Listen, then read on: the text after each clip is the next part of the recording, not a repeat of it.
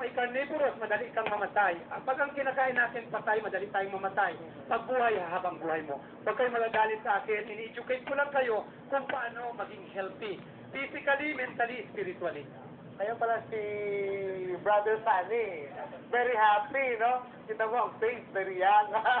And he has positive thinking na way of life, no? Brother Sunny. Reverend, ngayon is Christmas. Para sa inyo, ano yung talagang real essence of Christmas? Kasi sa ibang Christmas, ano yan, mga regalo, gift, maraming handa. Pero pag walang handa, walang gift, parang walang Christmas. Okay, ang masasabi ko sa inyo, kami mga monghe, everyday is Christmas. Ang ibig sabihin ng Christmas, hindi lang yung mayroon kang bagong damit, may handa ka. Yung ibang tao, mangungutang, lahat yan mangungutang para may handa. Pagkatapos ng taon, masakit ang ulo. Ang essence ng Christmas is to give love, to give God to everybody. Ang ibig sabihin ng Christmas, to give Jesus. Kung ikaw ay Kristiyano, ibigay mo si Jesus sa lahat ng tao. Ganito daw, pag ang kaibigan mo pupunta lang sa'yo para manghingi ng pera, o yung kaibigan mo, kamag-anak mo, auntie mo, hindi mo kaibigan yon. Parang tatay mo, hindi ka tinuturuan tungkol sa Diyos. Hindi ka tinuturuan tungkol sa God, hindi mo na yon. Parang anak mo, halimbawa may asawa ka, hindi mo naturuan tungkol sa Diyos. Hindi mo anak yon, ihi mo lang yon. So, ang ibig sabihin ng Christmas, ibigay ang magandang balita, magmahalan. Ang pagmamahalan, ibigay na ang buhay natin, hindi lang tayo nabubuhay sa tinapay. Ang tao ay nabubuhay sa spiritual. You want to become happy? I will give you a nice advice. Family life minus God is not complete. Education minus God is not complete. And business minus God is not complete. You want to become happy? Ask God in your life. That is the real Christmas, the real New Year in this year. Ngayon, tatanda na naman tayo. Magpasalamat lahat. Nabuhay pa ang nanay, tatay, kapatid, lola, kamag-anak. Lahat sila buhay pa. Kaya ng tunay na Christmas. Tunay na Christmas, hindi lang yung magandang damit mo. Katulad ng pare, you cannot judge a book by his cover. Katulad namin mga munghe. Dalawang klase kasi ng pare. Sabi ng pare, bawal uminom. Pero uminom siya. Bawal manigarilyo, naninigarilyo siya. Bawal magmadyong, nagmamadyong siya. Bawal man chicks, pero may babae siya. Pero ang tunay na pare, kung ano ang sinasabi, yun ay ginagawa niya. Huwag kayong magagalit sa akin, tamaan, huwag magagalit. Totoo po itong sinasabi ko. Pumunta ako dito, hindi para baguhin ang inyo o religion nyo. Pumunta ako dito para mag-share ng mataas na kaalaman tungkol sa spiritual life. Subong, Dr. Sunny, there is a reality, the reality is the problem in the Philippines. Merong corruption in the government, people are unreligious, they don't believe yung medyo hindi na maganda pakikisama sa parehang tao. Now, what is happening in the Philippines now? There is already a great and a bigger problem, Reverend. What do you suggest, Reverend, as a more or less to ease this problem? Actually, now I have a nice magazine. Actually, this magazine is a peace formula. Peace formula. Ano naman? Paki-focus. This peace formula is very, very powerful. Actually, itong peace formula, napaka-successful. Ito ang aking suggestion. I will quote a very nice wisdom that I study. He said, Harinama eva kevalam kalonaste naste eva gatiranyata. This is the Sanskrit. To learn this, that means you spend 16 years of your lifetime. Ang ibig sabihin nito, this is the Veda. Veda means knowledge, the oldest language way back 5,000 years ago. It's older than the Hebrew, the Quran. Actually, ang sinabi dito, ang translation nito, in this age of quarrel and hypocrisy, quarrel, lahat ng tao nag-aaway-away, puro hypocrite, mga hypocrite. Ang way natin dito ngayon sa age of quarrel and hypocrisy, there is no other way is to chant the name of God. The Mama Mary said, always pray the rosary. The Muslim has the rosary. The other religion, there's the way how to pray. Like us, we have also some prayer. Ang only way ngayon sa taon na ito o sa buong buhay natin ay magdasal. Hindi lang magdadasal pag maraming problema. Ito ang kung paano maging maligaya sa mundo. Parang cellphone yan. Ang cellphone, pag nilagay mo, paglobat, magiging ma-recharge. At pag nakakonect ka sa cellphone, saan lahat na connection, nasa smart ka man, nasa ano ka man, nasa sun ka man, nasa globe ka man, nakakonect ka. Similarly, if you pray to God sincerely, kasi ang Diyos, hindi ka pupunta sa Diyos para humingi.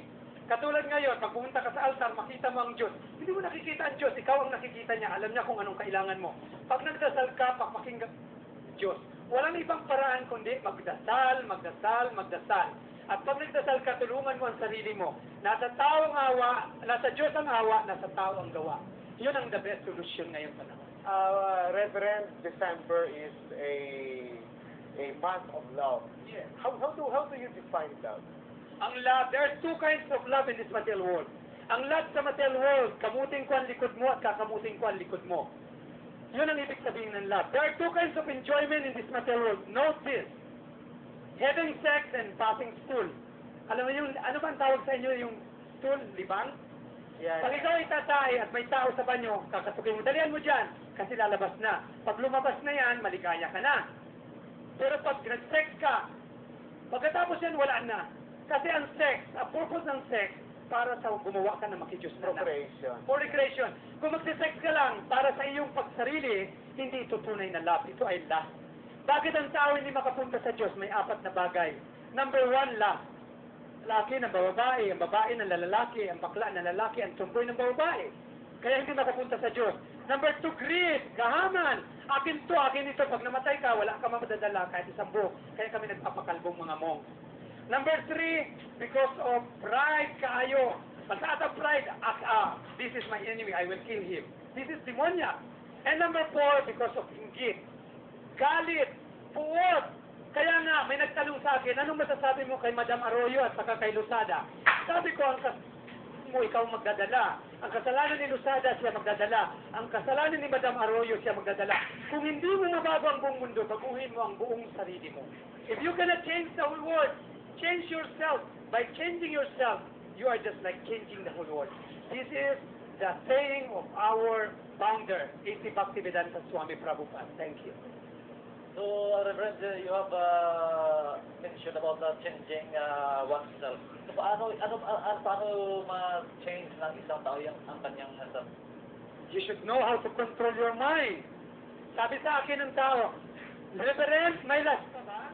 Sabi ko, may last naman ako, tao lang ako. Pero ang pagkakaiba ko sa iro, sa aso, yung aso, pag nakakita ng nanay, tatay, kapatid, lola, sinisex niya, hindi naman ako aso eh.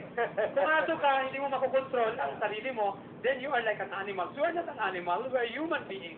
Human being means to control, or else we are just like a cat and dog. Bow, wow, wow. Okay, no.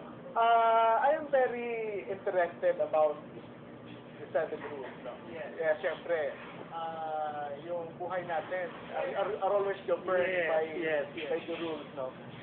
Ngayon, ang tao as a Swiss is always parang pag naisahan ka ng isa, parang magagalit ka. How do you say how do you transform yung never hate? Madali lang may transform yan, never hate eh.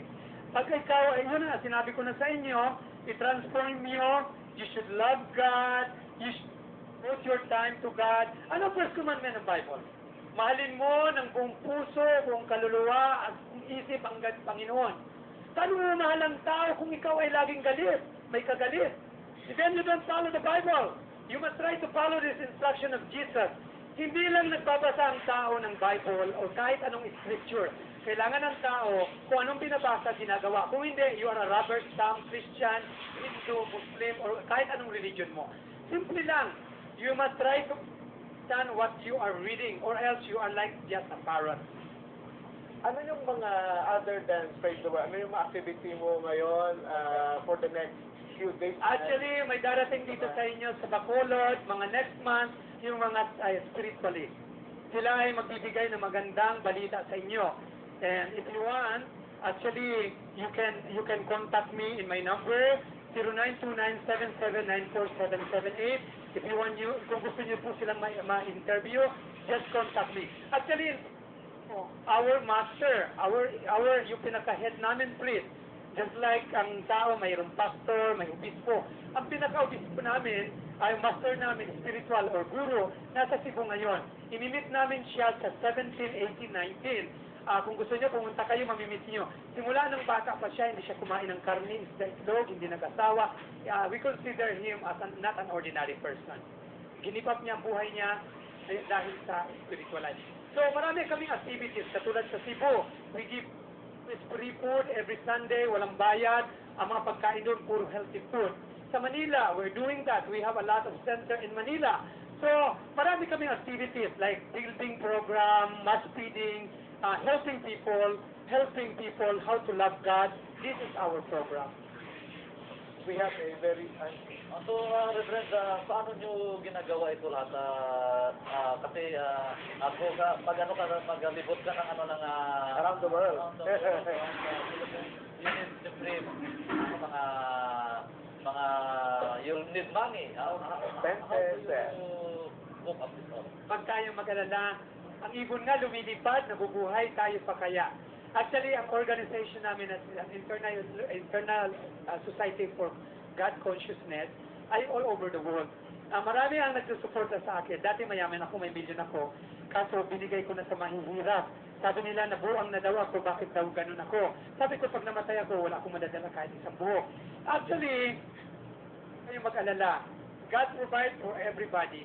Sa tulad ko, marami nag-sponsor sa akin. Ako yung magpapasalamat sa lahat ng tao na tumutulong sa akin. Katulad nito, to make this kind of pamphlet, lahat-lahat ito kailangan mo ng pera, pagta-travel. Kaya minsan, pag pupunta ako sa inyo, huwag kayong mairita.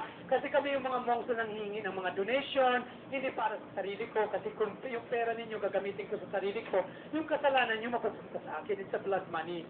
So ako, mayroon akong pera, kahit paano, may naipon ako nung una, hindi pa ako pumasok sa mong. At saka yung mga nag-ano sa amin, nag-sponsor, binibigyan kami ng pamasahe papunta sa iba-ibang bansa. Of course, magandang tanong yan. Alam mo, pag ikaw ay masipag, marami kang blessing na darating sa'yo. Kung ikaw matutulog ng 12 o'clock hanggang 5 o'clock, ang mga mangyayari sa'yo, bukas ang mata mo, gutom ka. Kailangan maging masipag ang lahat ng tao. Hindi lang yung para kang nakabukas ang bibig, patapos nakatingala. Hindi ganon. Kailangan you work hard. And if you work hard, I provide for everybody. So, ang dasal ko sa inyong lahat, huwag magkasakit, huwag masunugan, huwag manakawan, at huwag mamatayan. This is the mysteries of life. Ayaw natin tumatanda tayo, kaya nandyan yung mga plastic surgery. Ayaw natin magkasakit at kakasakit tayo, kaya nandyan yung mga doktor. Ayaw nating masunugan, kita mo, oras-oras may nasusunugan. Ito yung apat na tinatawag na hindi maganda sa buhay. And ayaw natin mamatayan, namamatay yung ating mga anak. Kaya nga, ito ang the best thing. For the soul, there is no birth nor death. The soul is eternal, not undying. When the body dies, ang soul hindi namamatay. Ang namamatay lang ang isang katawan. Pero ang espiritu, hindi siya namamatay. Buong buhay niya ay mabubuhay siya eternal. Kaya nga, ang ibig sabihin ng religion, hindi lang masisave ang tao sa religion. Ang ibig sabihin ng religion, connection to God. Relationship to God. In the Hebrew says, sabihin niyan, relationship to God. To connect yourself to God. Kami ay hindi religionist. Beyond religion kami. Kahit anong religion ninyo, nirespeto namin. Gusto nyo magsama-sama tayo, respetuhin natin ang bawat lahat ng tao. Yung hayop nga hindi namin pinapatay. Kahit lamok, hindi namin pinapatay. Tao pa kaya. We should respect each other. That's my message to everybody. A very wonderful